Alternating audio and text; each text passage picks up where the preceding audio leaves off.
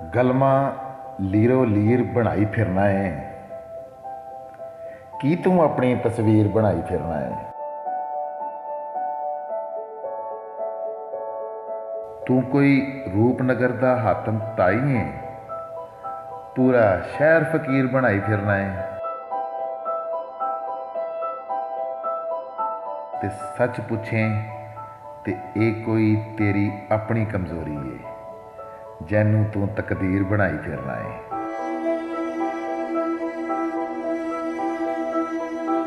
तोते कड्डी फाल ते रोड़ा पाता और हथ विच आप लकीर बनाई फिरना है।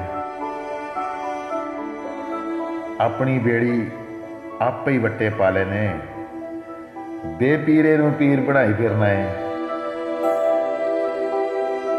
गलमा लीरो लीर बनाई फिरना है की तू अपनी तस्वीर बनाई फिरना है।